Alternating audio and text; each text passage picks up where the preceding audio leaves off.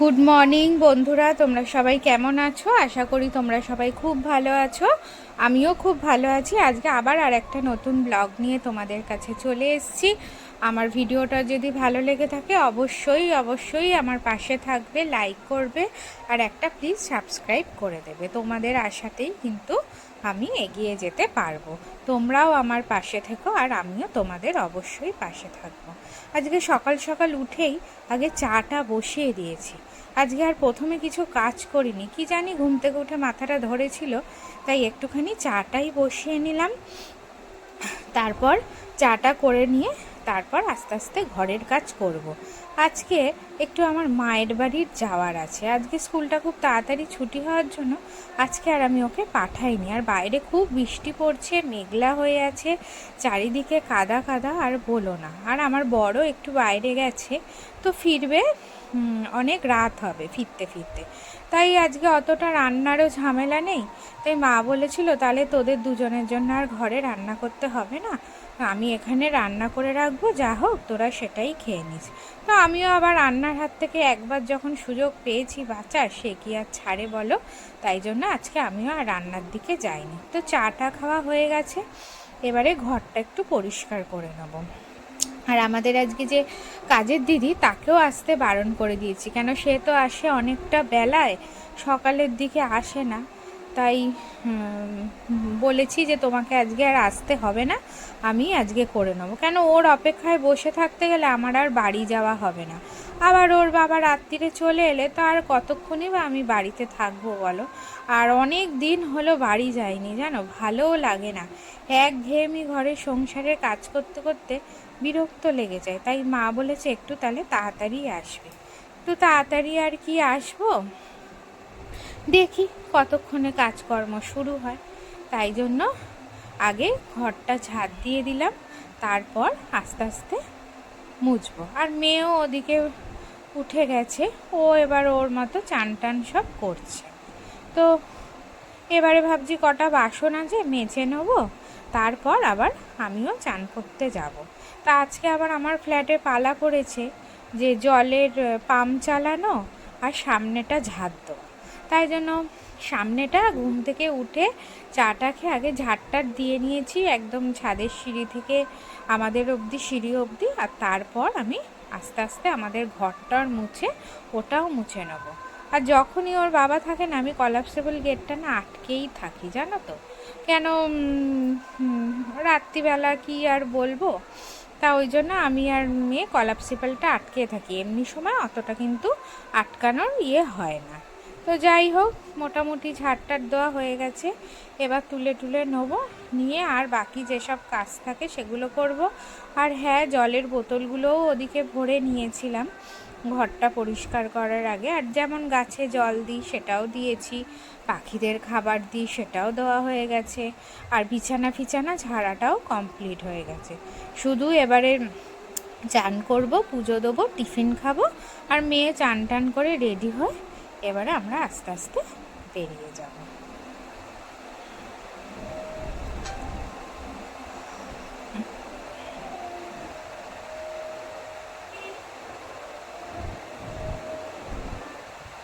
তা যাই হোক, সব কাজ কমপ্লিট, এবার চান করতে চলে গেছি। এবারে চান টান করে চলে এসেছি ঠাকুরের এখানে।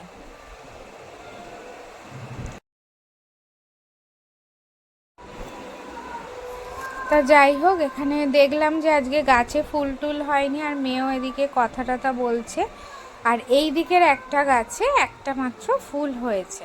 তো গোপালকে তো উঠিয়েই দিয়েছিলাম, সকালের টিফিনও দিয়ে দিয়েছি। এই যে দেখো, এই নয়নতারা ফুল একটা করেই হয়। এই ছোটো গাছটা যেটা নিজে থেকে হয়েছে কদিন আগে, সেটা রোজই একটা করেই ফুল হয়, ছোট্ট তো চারা। তা তারপর এবারে আমি খেতে দিয়ে দেবো। আজকে আবার কি বলো তো, ফলের মধ্যে পেয়ারা আর কলা আছে। এবার আজকে যেহেতু তাড়াতাড়ি বেরোবো, আজকে একসাথেই আমি দিয়ে দেবো, আলাদা আলাদা করে দেবো না। কেন, কলাগুলো ভেঙে ভেঙে দিতে গেলে না প্রত্যেকটা থালার মধ্যে আবার সেই আলাদা করে ধুতে হবে। তাই জন্য ভাবছি কি একটার মধ্যেই সবাইকে দিয়ে দেবো। দিয়ে এবার আস্তে আস্তে পুজো করে নেবো। আর মেয়ে ওদিকে আবার একটুখানি আমার দেরি হচ্ছে বলে পড়তে বসেছিল, তো ওর পড়া টড়া মোটামুটি হয়ে গেছে, তা ওর চানও হয়ে গেছে। তো বললো মা যতক্ষণ তুমি করছো আমি তাহলে ওই যা যা নেওয়ার সেগুলো নিই, বই খাতা, তারপরে ওর তো জানোই এই একটা কত বড় অসুখ থেকে উঠলো, তার সেই অ্যান্টিবায়োটিক চলছিল, সেই অ্যান্টিবায়োটিক সব কিছু নিল, ফোনে চার্জার ফার্জার সব নিল। দেখো এবারে পুজো কমপ্লিট, তো সেগুলো ওই আবার সব কি কি নিতে হবে সব ব্যাগের মধ্যে গুছিয়ে নিয়েছে, জানো তো। আমাকে আর কিছু নিতে হয় না, আমার জামা কাপড় ওষুধপত্র চার্জার সবই গুছিয়ে নেয়। এইটা একদিকে খুব ভালো, এইটা আর আমাকে করতে হয় না। এই যে জুতো পরছে, এবার একসাথে বেরোবো। এবার বেরিয়ে গেছি, আমার বাড়ি থেকে মায়ের বাড়িটা খুবই কাছে, এবার চলেও এসছি। দেখো মা নিচে ছিল, মা বললো যা উপর থেকে ফ্রেশ হয়ে নিচে আয়, আর বাড়িতে বেলাতে খাস তো কী হয়েছে, এখানে একটু তাড়াতাড়ি খেয়ে নিবি। আমার মার আবার 12:30 1টার মধ্যেই খেয়ে নেয়। তো এদিকে এসে ওর আবার বিকেলে যেহেতু পড়া ছিল, তা সেই পড়তে বসেছে। দেখো এটা আমাদের ছবি, আমার বাবা, আমি আর আমার মা। যদিও এখন আমার বাবা নেই, তোমাদের তো আগেই বলেছি। আর এই ছবিটা হলো আমার দাদুর, আর এইখানে একটা ছবি আছে বাবার, বড় করে বাঁধানো আছে। আর এইখানে আর একটা ছবি আছে, দেখো আমরা সেই কলেজে পড়ার সময় সিমলা গেছিলাম, তখন 3 জনে একসাথে ছবি তুলেছিলাম। আর এইটা হলো আমার মায়ের, মা আবার ওপরেও ঠাকুর পেতেছে, নিচে বড় ঠাকুর ঘর আছে, সেটা মানে ফ্যামিলির প্রতিষ্ঠা করা একটা ঠাকুর, আর এখানেও পেতেছে। আর আমার মেয়েও আবার যেটুকু পড়া ছিল এখানে এসে পড়ছে। আর এইটা হলো আমার কাকির ঘর, কাকি নিচে আছে। আর এদিকে দেখো দুদিকে দুটো বাথরুম, এদিকে আবার সিঁড়ি, ওদিকে আবার মা ডাকতে চলে এসছে। আবার ভাই কি করেছে, এদিকে আবার কতগুলো পাখি পুষেছে। পাখি পোষে ঠিকই, কিন্তু সব পরিষ্কার টরিষ্কার সব কিছুই কাকি করে, কেন ও তো চাকরি করে, অত সময় পায় না। তো যাই হোক, মাও আবার খেতে ডাকতে চলে এসছে, আমিও আবার আস্তে আস্তে নিচে নামছি। আমাদের এই দিকের ছাদটাও অনেক বড়, আবার 3 তলার ছাদও আছে, কিন্তু এত বৃষ্টি না আর যেতে ইচ্ছা করছে না, তবে তোমাদের পরে একদিন ঘুরিয়ে আমি দেখাবো। আগে এখানে না অনেক গাছপালা ছিল, কিন্তু এখন আর নেই, কেন মা এখন আর করে উঠতে পারে না, মায়ের হাঁটু অপারেশন হয়েছে তো, তাই জন্য। তাই ভাবলাম কতদিন পরে নিজের পাড়ায় এসে এত ভালো লাগছে, আজকে আর বাড়ি যেতেই ইচ্ছা করছে না, কিন্তু কি করব বলো, যেতে তো হবেই। তাই আজকে পুরো বাড়িটা আমি ঘুরে ঘুরে দেখছি আর হেঁটে বেড়াচ্ছি। আসলে নিজের বাড়িতে এলে না দেখবে একটা আলাদাই একটা সুখ থাকে, যেখানে ছোট থেকে বড় হয়েছি, কত জীবনের স্মৃতি এখানে রয়েছে জড়িয়ে, আর সেই জায়গায় এলে দেখবে একটা অন্যরকমই ফিলিংস হয়। তো দেখো তারপরে আমরা খেয়ে নিয়েছি, নিচে গিয়ে মা আজকে অনেক রকম রান্না করেছিল, সেটা পরে বলছি। তারপর খাওয়া দাওয়া করে এসে আবার দেখো ওই অ্যালবামগুলো নিয়ে বসেছি। এখন তো আমাদের সব ফোনে অ্যালবাম, মানে ফোনেই ছবি থাকে, কিন্তু মা তো আর সেই সময় সব ছবিগুলো অ্যালবামে কি সুন্দর করে রেখে দিয়েছিল। এই ছবিগুলো আমাদের সেই অ্যানিভার্সারির ছবি, এই যে এখানে কতগুলো রয়েছে, তখন আমার অ্যানিভার্সারি যখন হয়েছিল, আমার মেয়ে দেখো কত ছোট, আমাদের 7th অ্যানিভার্সারি করা হয়েছিল, সেই সময়কারও কিছু ছবি রেখেছে। দেখো এই যে ওপরে রয়েছে আমার বন্ধু, নিচে রয়েছে দিদি, এখানে রয়েছে ওর অফিস কলিগের সবাই। ওই দিনটা খুব এখনও আমরা মিস করি, সেইটাই একটা বড় করে অ্যানিভার্সারি করা হয়েছিল। আর এই বাদিকে দেখছো, এটা হলো আমার মেয়ের স্কুলের যে মানে বন্ধু, তার মা, মানে অ্যাকচুয়ালি আমার বান্ধবী। আর এই ছবিগুলো যে দেখছো, হ্যাঁ এই তো এখানেও কতগুলো অ্যানিভার্সারির ছবি আছে।